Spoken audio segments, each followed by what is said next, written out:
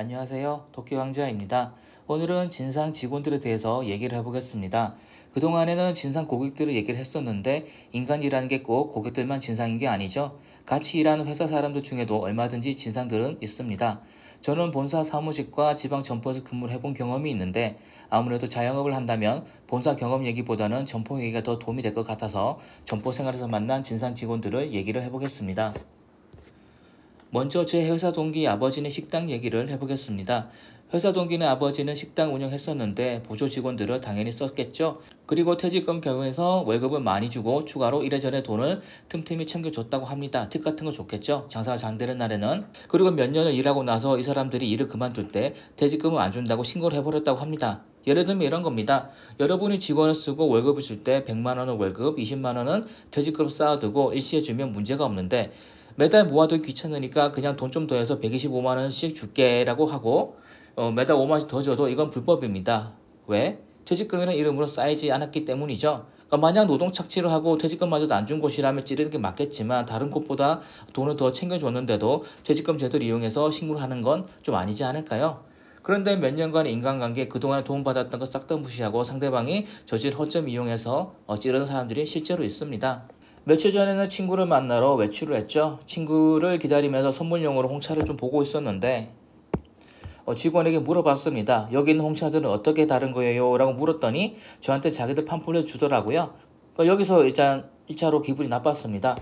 고객이 물어보면 직접 말로 설명해줘야 되는 건데 책자를 주고 직접 보라고 하니까 좀 그랬는데 그래도 설명을 봐도 이해가 안 되더라고요. 그래서 만약 커피를 설명한다면 이런 거죠. 그러니까 고객에게 이건 뭐 어디 산이고 이건 어디 산이고 같은 식으로 설명하면 안 되는 거고 뭐 이건 신맛이 강하고 이건 쓴맛이 강해요. 향은 이건 어떻고 뭐 혹시 선물하실 겁니까? 아니면 뭐 만약 여성분에게 하신 거라면 뭐 이런 게 좋습니다 같은 식으로 고객에게 선택지 준 설명이 베스트인 건데 그런데 책자에는 이건 뭐 녹차가 섞였고 이건 장미향이고 이런 식으로 적혀 있더라고요. 그래서 이해가 안 돼서 물어봤습니다. 이게 도대체 무슨 말이냐 그랬더니 책자에 있는 그대로라고 응대를 하는 겁니다.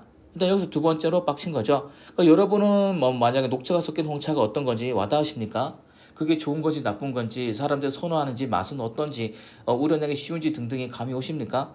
만약 제가 그걸 사서 지인에게 선물할 때 녹차가 섞였어 라고 하면 지인이 그래서 그게 어떤 건데 좋은 거야 라고 물으면 제가 도대체 뭐라고 답을 해줘야 될까요? 짜증나서 그냥 이쁜 케이스 든 걸 달라고 얘기를 했습니다. 그러면서 어떤 것들이 물었는지 뭐 수량별로 얘기를 하더라고요. 그래서 10개짜리 든 거 주세요 이랬더니 일반 종이사진에 든 걸 꺼내줍니다. 분명히 이쁜 케이스 든 것 중에서 골라달라고 물은 건데 다른 소리를 하는 거죠. 그 찰나에 관리자로 보인 사람이 나왔고 제 얘기를 듣더니 건너편으로 가라고 합니다. 거기는 같은 매장인데도 포장별로 부스로 나눠놨더라고요. 그래서 결국 맞은편에서 사긴 샀습니다. 이게 뭐가 문제인지 일단 감이 오십니까? 이건 뭐 진상 직원까지는 아니지만 전혀 상품에 대한 이해가 없는 게 문제인 케이스죠.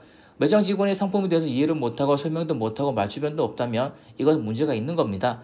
막말로 녹차가 섞인 거 뭐 홍차를 입문하기 좋다 그런데 뭐 장미하게 섞인 건 뒷맛이 달아서 뭐 미각이 좋은 분들에게는 좋다라는 식으로 즉석에서 멘트를 지어내도 고객은 알지를 못합니다. 최소한 그런 임기응변은 있어야 하지 않을까라는 생각을 해봤습니다.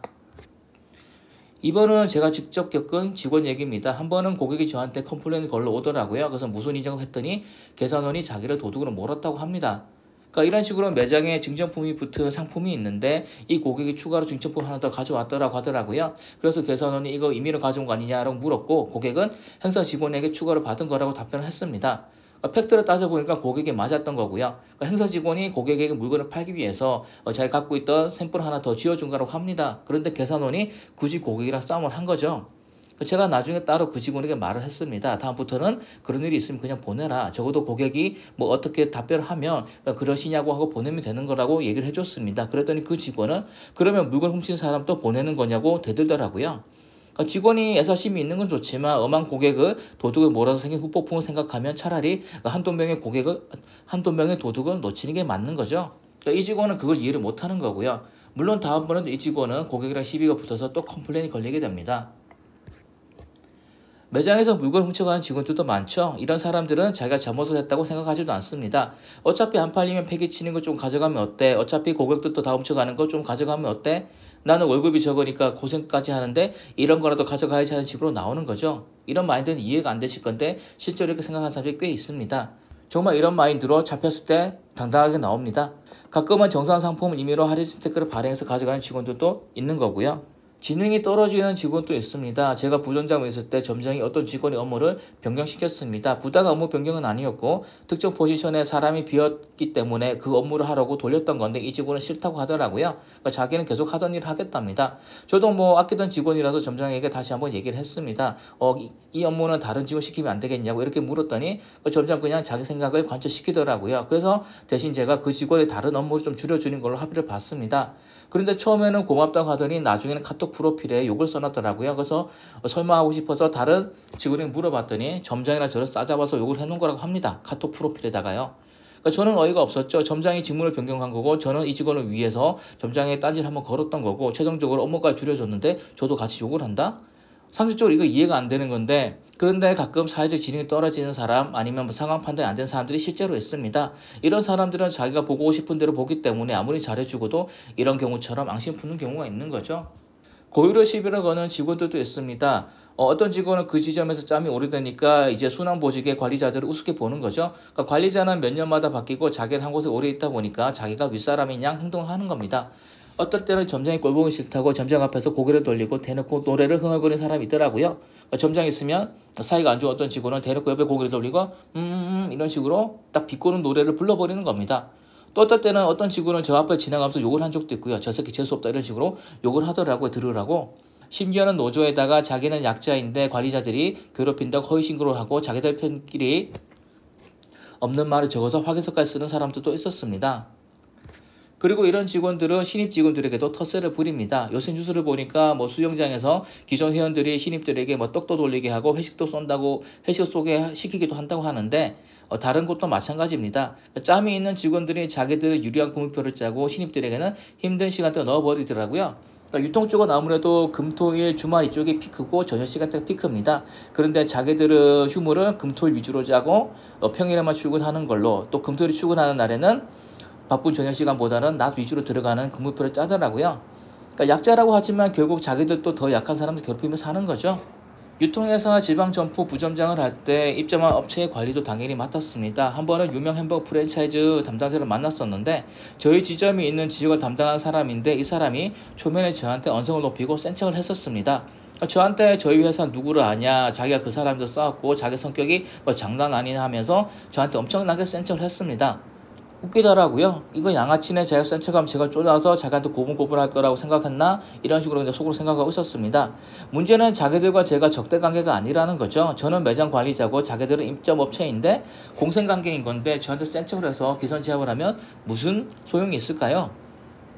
문제는 그 업체의 점주가 좀 성격이 이상한 사람이었습니다. 또 뭔가 불만이 있으면 저희 사무실로 찾아오는데 자리에 앉으면 녹음기부터 켜는 사람이었고요. 환기구에 문제가 있다, 냄새가 안 빠진다 같은 걸로 따지고 와서는 초반부터 녹음기를 탭 위에 올려놓으면 저나 점장 입장에서는 기분이 좋을 수가 없습니다. 그래도 이 센 척하는 이 지역 관리자를 위해서 제가 한마디 조언을 해줬죠. 네가 관리하는 그 지점의 점주가 어떤 식으로 나오는지 얘기를 해줬습니다. 그러니까 연매장은 자기들이 파는 커피라도 시설 직원들에게 주면서 그렇게 이런저런 부탁을 한다. 그러면 시설 직원들도 마음을 더 쏟을 수밖에 없다. 니들도 한 번씩 햄버거라도 시설 직원들에게 줘봐라. 그러면 사람이 아무래도 한 번이라도 더 신경 써줄 수밖에 없다는 식으로 현실적인 조언을 해줬습니다. 그랬더니 저를 한 대 칠 것처럼 덤비더라고요. 자기들 왜 그렇게 해야 되냐, 자기 점주가 왜 그렇게 해야 되냐고 성질을 냅니다. 그래서 저는 더 이상 말을 섞지 않고 돌아서 버렸습니다. 아마 이 인간은 제가 가고 난 뒤에 점주한테 잘난 척을 했겠죠. 자기가 저 부점장에게 이 정도 해놨으니까 앞으로는 잘해줄 거라는 식으로 잘난 척 했을 겁니다. 그럼 과연 제가 그 업체를 잘해줬을까요? 절대 그럴 리는 없죠. 결론입니다. 사람들과의 관계는 정말 힘이 듭니다. 만약 창업을 생각하신다면 더더욱 이런 걸 고민하셔야 됩니다. 회사라는 건 그나마 내 돈 들어가는 건 아닌데 자영업은 내 돈 들여서 매장을 내는 거죠. 그런데 이상한 사람들과 얽힌다? 내 돈 내고 지옥이 펼쳐지게 되는 겁니다. 그래서 저는 인간관계는 피곤하기 때문에 그냥 돈이나 많이 벌어서 좋은 사람들만 보자라는 결론을 내렸습니다. 그러면 일요일 마무리 잘 하시기 바랍니다. 감사합니다.